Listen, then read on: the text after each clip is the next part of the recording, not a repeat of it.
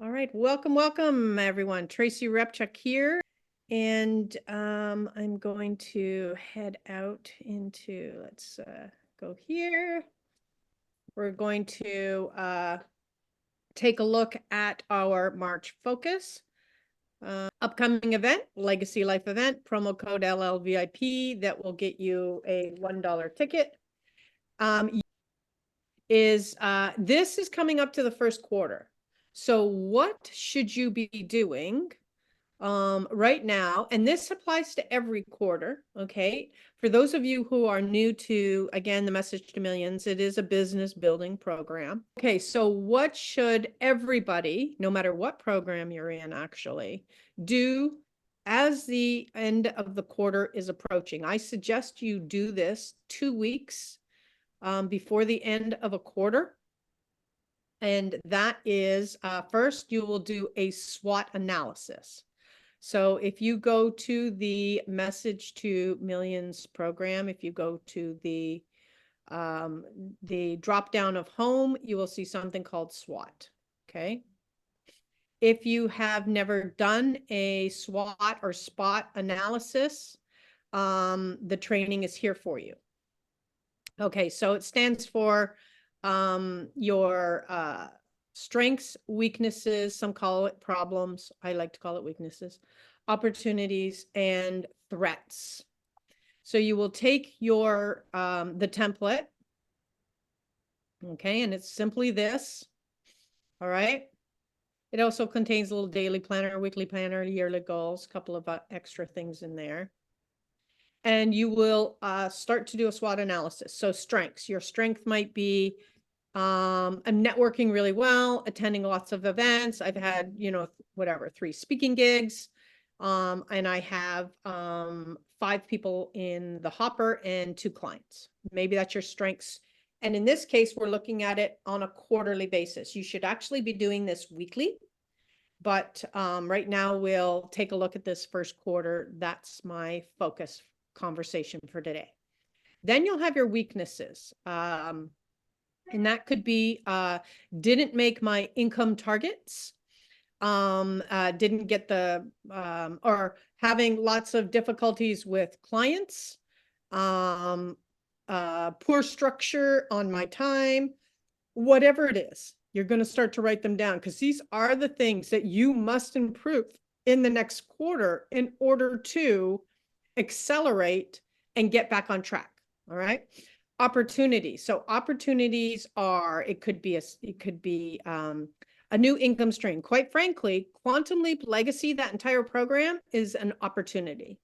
And the reason is because it's a brand new income stream that is very simplified.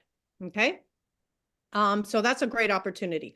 Other opportunities might include things like an amazing speaking engagement, a strategic partnership with, somebody who's huge in your industry, a joint venture partnership, things like that. Okay. And the other thing, often when I'm doing a live event, some types of opportunities come up as something we could have done to actually make money. An example of this is when I first did my first 3-day event, and I'm going way back now, I kind of remember the year 2006. So I'm doing a 3-day event like they do all the time now, and live scenario. So one of the opportunities I saw was we were holding it in Hollywood, and everyone was flying in, right, the day before to the event. And so when we got to the event that day and over the next couple of days, I realized that people would have really benefited, including myself, from attending a VIP dinner the night before. Okay, so why, this is an opportunity for 2 huge reasons. The first was it's an opportunity for those people attending the event to get very exclusive access to me, right? So we set up this dinner. We made the next time we did the event, right? This is constant improvement. Next time we did the event, we set up a dinner. 12 people were in attendance, were invited to attend, or there were 12 tickets available, and that was the amount that this dinner table would hold in a boardroom. We had at the venue location. We had, of course, the food catered in from the venue location. And so we had this dinner together. Now, of course, they got access to me, and they got to tell me about themselves and about a major problem they were having. So I would really address that major problem in a mastermind type of dinner. And then what did that also do for me? Not only did they see my problem solving skills, but it, of course, increased and accelerated the know, like, and trust. Most people that attended that VIP dinner actually, at the end of 3 days, turned into buyers. And at that time, I had a $25,000 program. So you can see how well done kind of the identification of an opportunity and the difference it can make in your life, right? We did that same event 3 months later. And of course, I had the dinner and had, like, I think it was 10 out of 12 people automatically take me up on the offer that were at that dinner. And so that really helps to, of course, increase the bottom line. So that's an example of identifying a really good opportunity. Then the threats. So the difference between weaknesses and problems is, if you call it that, and a threat is a threat other people saw. A problem or a weakness you saw. All right. So other people didn't, and this can happen all the time. And I'll use a live event again in that gosh, an example, let's see. Maybe I just saw something, a weakness at the back of the table in the way people were saying things or doing things. But an example of a threat would have been sales did not go through on the remote devices, right? Because, back then, back in 2006, for example, we were, putting everything through old-fashioned things. And so, problems processing sales would be an example of a threat. And another example of a threat is the projector failed, right? So that's things people saw that diminished the experience. Actually, a live example of a threat was my last legacylife event. For some unknown reason, Zoom had switched a bunch of stuff technology-wise, probably a day before we did the event. And so, we didn't check the system as acutely as we should have. And there was actually a conflict between me and Dave and who owned the event. And as a result, I did not own the event and I couldn't run my polls, and people saw that. And so there was this struggle at the beginning because I was running a poll right at the beginning of the event. And so that's an example of a threat. And so what you do when you encounter, of course, weaknesses and problems is you resolve them as rapidly as possible.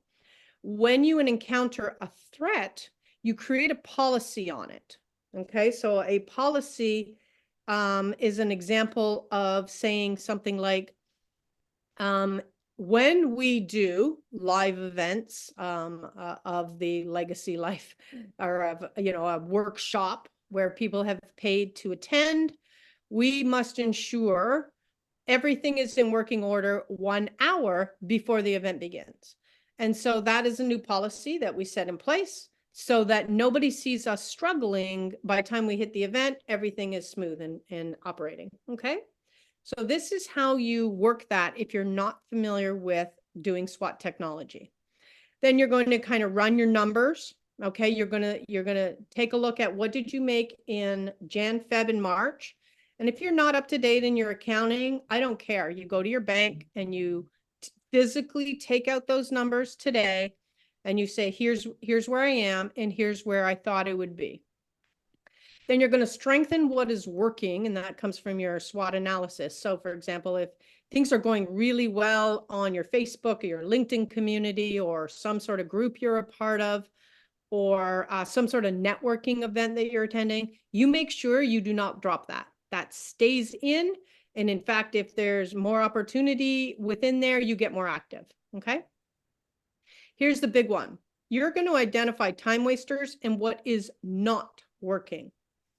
So these could be anything. Social media can often be a massive time waster if you are not using it for promotion.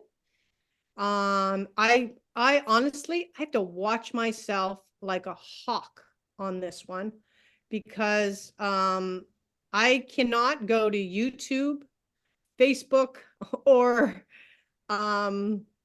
what's the other one, like Instagram in the day. It's just it's something, it's almost a policy I had to set for myself. And the reason is I get extremely distracted by reels, and not, you know, and it's like, it's do it yourself reels, right? In Facebook and oh, what is it? Instagram. It's anything to do with organizing, improving, cleaning, folding, anything to do with home improvements, all of that. Okay. In YouTube, I have to watch myself for anything to do with America's Got Talent, Britain's Got Talent, anything to do where people are doing amazing things and becoming successful. Even TED Talks, right? All of those, as great as they are, they're not going to help me make money.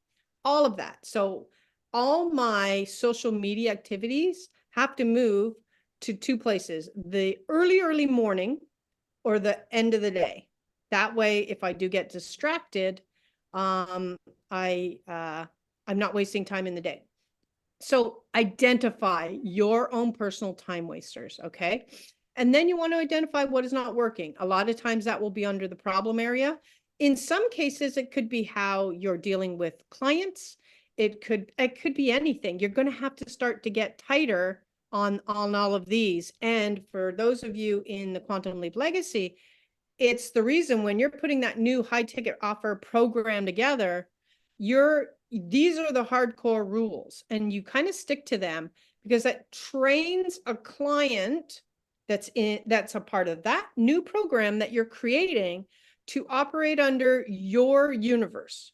Okay, this isn't trying to say that the customer is no longer important. This is saying that you're creating a universe that you want to be able to control. You're not on demand, on reaction. And hey, I've been through that. I ran a software company for X number, I guess 30 years almost. And I'll never forget, we were doing work for Walmart, JCPenney, Home Depot, and we would get calls. Dave would get a call, and we'd be on the beach with the kids. And when Walmart calls, you jump, right? And so as we were assessing our what is not working, that became one of them. We cannot have clients call us on personal time. And not answering wasn't an option under the model we created, right? Under that software model, company model that we created. So we had to change our model, and we had to change our focus, and we changed things. And that's again why I love the Quantum Leap Legacy concept so much. It is a change, but it's a simple one. And again, back in the days when I did this major change, that I no longer wanted to be on call 24/7 to major corporations, and we started the transition away from that. That's where internet marketing came into our world, right? I started to move towards internet marketing and away from servicing clients of that magnitude. Then focus on what makes the cash register ring. Okay.